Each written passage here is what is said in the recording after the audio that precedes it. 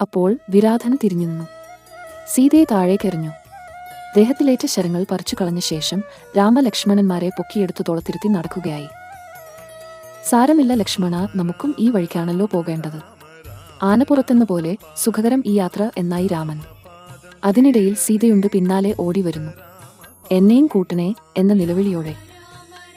നാടകീയമായ ഈ രംഗങ്ങൾക്കൊടുവിലാണ് രാമലക്ഷ്മണന്മാർ വിരാധന്റെ രണ്ടു കൈകൾ ഒരേ സമയം അറുക്കുന്നത്. അതോടെ വിരാധന് തനിക്കുണ്ടായ ശാപകഥ ഓർമ്മ വന്നു. ശാപമോക്ഷം നൽകാൻ വന്നവരാണ് രാമലക്ഷ്മണന്മാരെന്ന് തിരിച്ചറിഞ്ഞ വിരാധൻ തന്നെ ഒരു കുഴിയിലിട്ടു മൂടുവാൻ പറഞ്ഞുകൊണ്ട് ദേഹം വെടിയുകയാണ്. ഋഷിശ്രേഷ്ഠനായ വാൽമീകി രസകരമായി പറഞ്ഞ വിരാധ കഥയിലെ സൂചനകൾ നാം ശ്രദ്ധിക്കാതിരുന്നുകൂടാ. ചിത്രകൂടം വെടിഞ്ഞു മഹാരണ്യത്തിലേക്ക് പ്രവേശിച്ച ഉടനെയാണല്ലോ സംഭവം. ഒരു രാക്ഷസനുമായുള്ള രാമന്റെ ആദ്യത്തെ ഏറ്റുമുട്ടൽ. കൊടുങ്കാട്ടിലായിരുന്നിട്ടും ഒരു ഹിംസ്രമൃഗത്തെപ്പോലും ഇവർക്ക് കൊല്ലേണ്ടി വന്നിട്ടില്ല എന്നോർക്കണം.